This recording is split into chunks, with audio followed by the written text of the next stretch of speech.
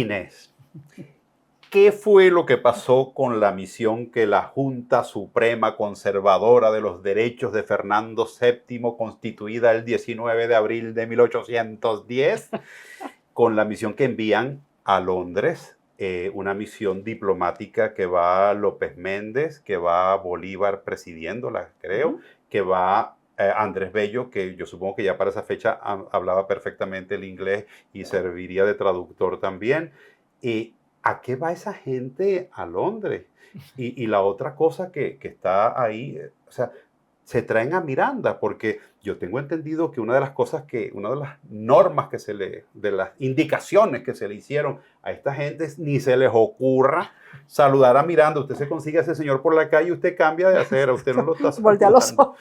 Y después dice que Bolívar es el que se lo trae. O sea, hay un montón de cosas de historia con esta misión. No, claro, esa misión, ¿verdad? Es un episodio bien interesante. Primero, habría que decir que es como la iniciación política de Simón Bolívar. O sea, Simón Bolívar no estuvo el 19 de abril, no estuvo en otros episodios previos de la independencia, ¿no? O sea, entre otras cosas, Bolívar es quien la preside porque además Bolívar es el financista de la expedición. Ah, claro. O sea, pero Bueno, no solamente por eso, es una figura, es un blanco criollo, sí. pero eso, él es quien financia de la misma manera que su hermano es el que financia Claro. la misión a los Estados Unidos. Que va otra, que el hermano no regresa, Claro, creo que naufraga. Naufraga en la vuelta. Sí, pero en este caso la presencia de Andrés Bello tiene que ver porque Andrés Bello era funcionario de la Junta Suprema y por supuesto hablaba inglés, hablaba francés, hablaba cuti, o sea, Francés Bello era un portento, ¿no? Sí. Y viene como secretario, o sea, realmente la figura de Bello en esa comisión es como secretario. ¿Y cuál es el propósito? Claro, todavía no se ha definido el camino de la independencia. Ellos están allá para ir a negociar con los ingleses, que son aliados de España, que ellos lo que necesitan es, bueno, el apoyo de Inglaterra para que le baje 2 al Consejo de la Regencia, o sea, Claro. para que... Para enfrentar a Napoleón. Claro, para mediar entre España, entre los franceses, entre lo que significa ese momento tan complejo. Pero, por supuesto, el gobierno de la Junta Suprema no puede decirle, bueno, ya tienen a Miranda, ¿no? Porque Miranda había sido un aliado, o sea, bueno, había invadido hace un tiempito anterior a Venezuela, claro, y había sido un adversario acérrimo de la monarquía. De la corona, claro. ¿No? Entonces, no era una figura fácil de incorporar a una negociación, ¿no? Pero, por supuesto, cuando uno va de viaje a cualquier parte del mundo, ¿qué es lo primero que hace? Busca a los venezolanos. Claro. Que están allá, mira, porque son los que están en el dato, porque son los que saben. Una cosa. Entonces, claro, estos jóvenes, porque además son muy jóvenes en relación con Miranda. O sea, Miranda es ya... Un señor. Pero Miranda tiene todas las conexiones que se pueden tener en Inglaterra, ¿no? O sea, vive allá, tiene casa, o sea, literalmente dicen, no, hombre, pero se quedan aquí, vienen aquí. No, eso no se puede hacer.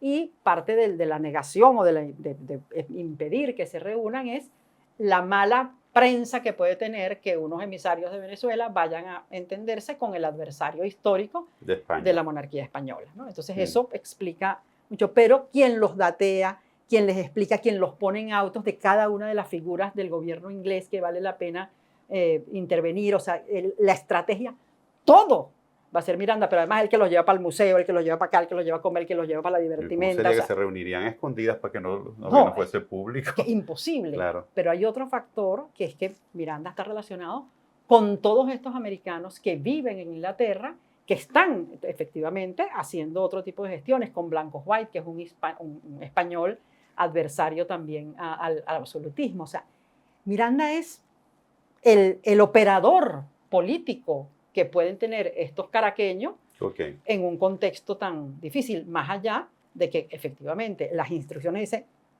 con ese señor ni para la esquina, y ni a tomar té. Van a estar o sea, claro, totalmente involucrados con Miranda. Pero esa misión al final no produjo, digamos, ningún resultado. Esta gente no se trajo nada de la misión. Bueno, más bien, no solo no se trajo nada, sino que se quedaron 2 de los comisionados allá, porque se quedó Andrés Bello y se quedó López Méndez. Sí, y fíjate que ahí no se trajo nada, se trajo nada más y nada menos que a Miranda. Sí, bueno, eso es una de las cosas que se dice, que logran convencer a Miranda de que vuelva. Claro, eso, ¿verdad?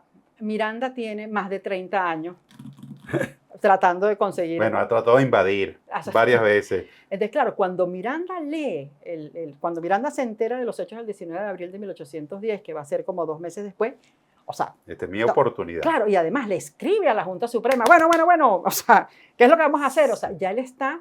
Además, hay otro dato que poco se dice, ¿no? Miranda tenía su archivo, que era su archivo, todos los papeles que había reunido de toda su trayectoria, de sus viajes, de su recorrido, de su correspondencia, el archivo extraordinario de Miranda. Acucioso como era. Pero enloquecido, y las noticas y todo, bueno, inclusive algunos trofeos íntimos, todo eso estaba dentro del archivo de Miranda. Y Miranda decide, precisamente en ese contexto, encuadernar y organizar su archivo. Porque cuando él había viajado, cuando había hecho la expedición del año 6, hizo testamento. Y en su testamento dice, todos mis papeles deben regresar a mi ciudad natal. Entonces él empieza a organizar su documentación. Y efectivamente, en ese contexto, en ese momento, tiene listo su archivo para traérselo. Entonces, ¿qué me dices tú que había que convencerlo? Sí. O sea, él había tomado ya una decisión definitiva. Cuando tú te llevas los libros es que te fuiste. Además, aquí es más que los libros. Su archivo personal. Entonces, hay un dato también anecdótico, pero que dice mucho de la condición de ese viaje. Porque, claro, Miranda no puede viajar con Bolívar para Venezuela, porque Bolívar está en una misión oficial. Entonces, él anda con su pasaporte diplomático, pues, y anda y lo van a enviar en un barco oficial del gobierno inglés. Ahí no pueden montar Miranda. Claro. Entonces, Miranda tiene que pedir permiso. su pasaje. Pero entonces, una cosa más venezolana imposible. Mira, Bolívar, ¿por qué tú no te llevas estos paquetes contigo?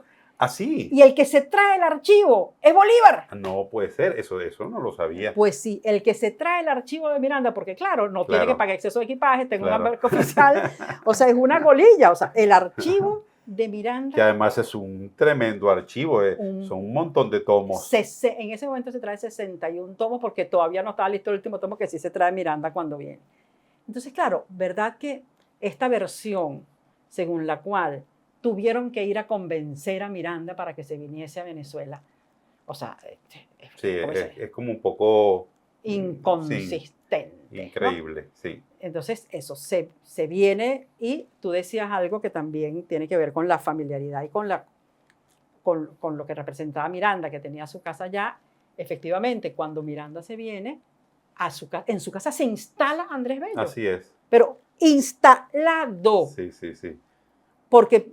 La biblioteca, imagínate, la biblioteca de Miranda, dice que Andrés Bello aprendió griego consultando los libros de Miranda. Totalmente. Sí. Y bueno, y López Méndez también. Entonces, sí, qué biblioteca tan fabulosa además tenía que haber tenido Francisco de Miranda en su casa. Fascinante. Entonces, claro, aquí esa misión diplomática realmente no trajo resultados en términos políticos. Además, hay que recordar que muy poco tiempo después se declara la independencia, la Junta Suprema Conservadora de los Derechos de Fernando VII es disuelta y se constituye un nuevo gobierno que ya tendrán otras rutas de negociación diferentes, ¿no? Claro, y López Méndez también se quedó por allá. López Méndez también se quedó, porque López Méndez se quedó tratando de conseguir recursos, tratando de conseguir apoyos. Entonces se quedan haciendo estas misiones, pero ya no como emisarios de la Junta Suprema, sino como emisarios del proyecto de la independencia, aunque con un perfil, o sea, realmente Andrés Bello no se queda con ese fin, López Méndez sí. Andrés Bello se dedica a disfrutar, bueno, a disfrutar, no, a investigar y claro. Ya tendrían una apelación importante. Y además, bueno, por cierto, bueno, eso sería el tema de Andrés Bello, pero la cantidad de hijos que tuvo por allá, impresionante. Eso es increíble. En primera tanda y segunda tanda. Lo pueden llamar literalmente el padre de la patria, porque...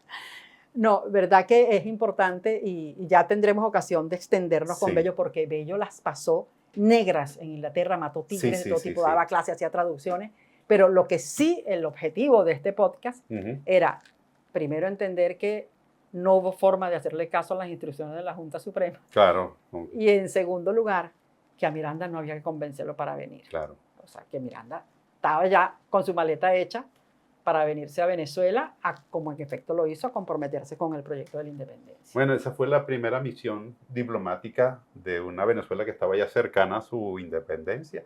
Una gente que cumplió con su trabajo, bueno, por lo menos fueron hasta allá. Pues llega. No lograron convencer a los ingleses, pero llegaron. Y bueno, llegar sanos y salvos también era importante en esa época porque el hermano del Libertador no pudo cumplir su misión, porque en esa época también eran frecuentes los naufragios, las comunicaciones. Claro, ¿no? Ya un había montón de bloqueos, cosas. ya había guerras. Sí, sí, sí. Y con una cuña que valga la pena académica, o sea, hay un libro que hizo Edgardo Mondolfi, su tesis doctoral, de la cual yo tuve la suerte de ser tutora, que se llama La diplomacia insurgente, ¿no?